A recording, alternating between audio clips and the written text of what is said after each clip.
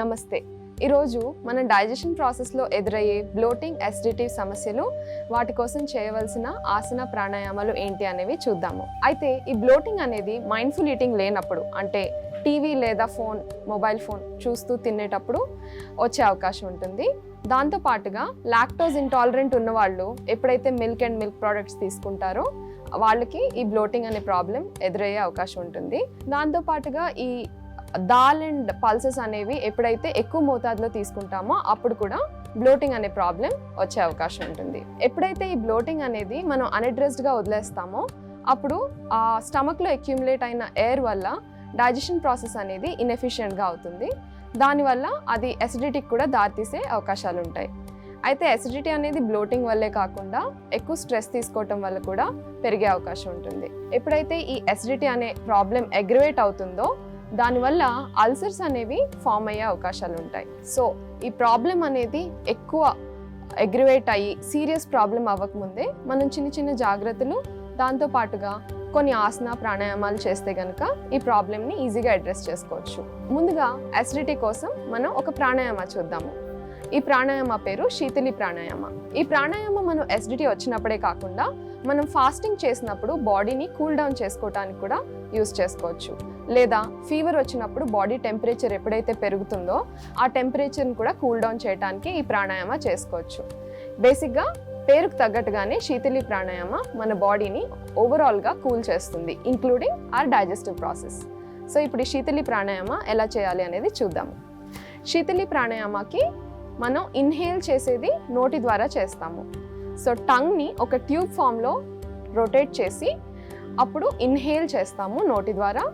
తర్వాత mouth close చేసి nose ద్వారా ఎక్స్హేల్ చేయాలి. బేసిక్గా ఇన్హేల్ చేశాక మనం కొన్ని సెకండ్స్ పాటు ఆ బ్రెత్ని హోల్డ్ చేస్తాం.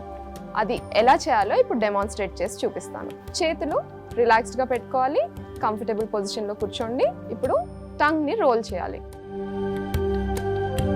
ఈ విధంగా రోల్ చేసి పెట్టుకోవాలి. ఇప్పుడు ఇన్హేల్ చేయాలి.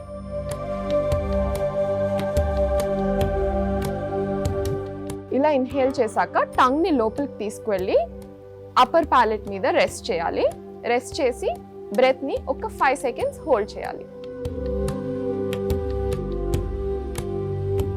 5 సెకండ్స్ హోల్డ్ చేశాక నోస్ ద్వారా ఎక్స్హేల్ చేసేయాలి. ఇప్పుడు మరొకసారి డెమాన్స్ట్రేషన్ చూద్దాము.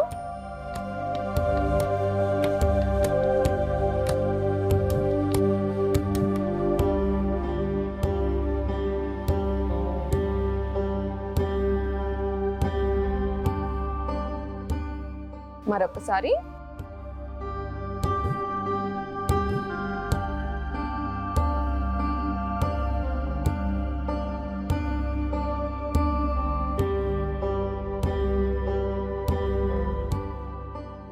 ఈ విధంగా ఒక 10 to 15 టైమ్స్ ఈ శీతలి ప్రాణాయామ అనేది మనం చేసుకోవచ్చు. గుర్తుంచుకోవాల్సిన విషయం, శీతలి ప్రాణాయామ చేయకూడదు ఎప్పుడు అంటే మనకి కోల్డ్ ఉన్నప్పుడు లేదా నోస్ అంతా పట్టేసి ఉన్నప్పుడు. అలాంటి టైమ్స్లో ఈ శీతలి ప్రాణాయామ అనేది అవాయిడ్ చేయాలి. యూజువల్గా వింటర్స్లో కూడా ఇది అవాయిడ్ చేసుకుంటాము. ఇప్పుడు మనం బ్లోటింగ్ రెడ్యూస్ చేసుకోవటానికి మరియు మన డైజెషన్ ప్రాసెస్ని ఎఫిషియెంట్ చేసుకోవటానికి చేయవలసిన ఒక ఆసన, దాని పేరు శశాంకాసన, ర్యాబిట్ పోజ్ అని కూడా అంటాము.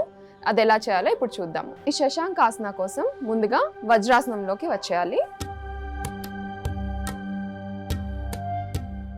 వజ్రాసనంలో కంఫర్టబుల్గా కూర్చున్నాక మెల్లగా హెడ్ని ఎక్స్హేల్ చేస్తూ స్టమక్ని లోపలికి పుల్ చేసుకుంటూ హెడ్ని ముందుకు తీసుకువెళ్ళాలి.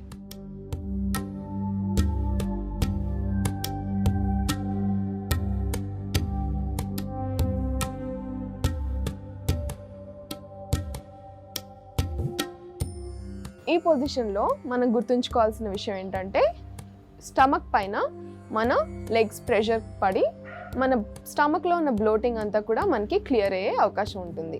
ఈ పోజ్ని మనం కంఫర్టబుల్గా ఒక 1 minute వరకు 2 minutes వరకు కూడా హోల్డ్ చేసుకోవచ్చు.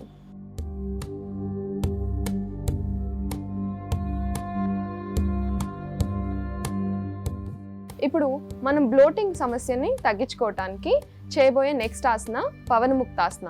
పేరుకు తగ్గట్టుగానే పవన ముక్తాసన. సో స్టమక్లో అక్యూములేట్ అయిపోయి ఉన్న ఎయిర్, పవన అంటే ఎయిర్, ముక్తాసన అంటే ఫ్రీ చేసుకుంటాం అనమాట. సో దానివల్ల ఈ బ్లోటింగ్ అనేది తగ్గుతుంది. అది ఎలా చేయాలి అనేది ఇప్పుడు చూద్దాం. ముందుగా పవన ముక్తాసన కోసం lie down. Comfortable పోస్చర్లో lie down అయ్యాక మెల్లగా కాళ్ళు రెండింటిని మోకాళ్ళ దగ్గర ఫోల్డ్ చేసుకోవాలి. ఫోల్డ్ చేసుకొని 2 చేతులతో కాళ్ళని హగ్ చేసుకోవాలి. ముందుగా ఇన్హేల్ చేసి స్టమక్ పైన కాళ్ళతో ప్రెషర్ అప్లై చేస్తూ ఎక్సేల్ చేస్తూ ఫోర్ హెడ్ని మోకాళ్ళ మీద ఆనించడానికి ట్రై చేయాలి.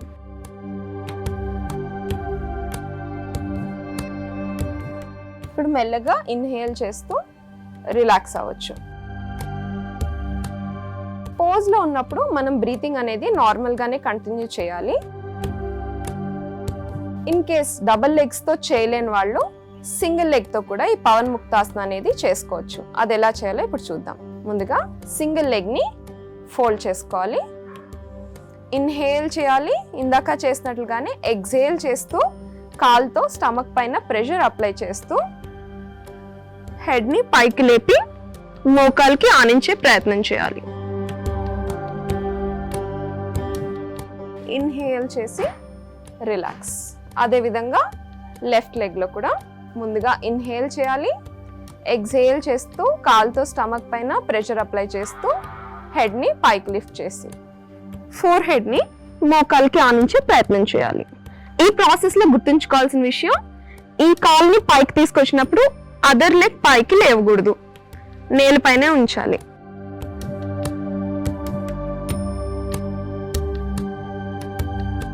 ఇన్హేల్ చేస్తూ రిలాక్స్ యువర్ బాడీ. పవన్ ముక్తాసన అనేది ఈ విధంగా చేసుకోవాలి. ఇప్పుడు శలంబ భుజంగాసన్ ఎలా చేయాలి అనేది చూద్దాం. శలంబ భుజంగాసన్కి ముందుగా బోర్లా పడుకోవాలి.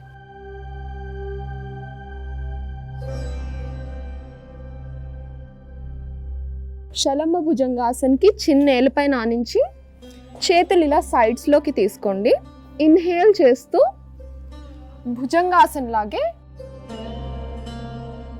కాకపోతే మోచేతుల వరకు చేతులు నేలపైనే ఆని ఉంటాయి. ఇన్హేల్ చేసి స్టమక్ని ఫ్లోర్ వైపుకి ప్రెస్ చేస్తూ షోల్డర్స్ అండ్ హెడ్ని లిఫ్ట్ చేయాలి. Exhale and relax. గుర్తుంచుకోవాల్సిన విషయం, పాదాలు అనేవి దగ్గరగా పెట్టుకోవాలి. ఇన్హేల్,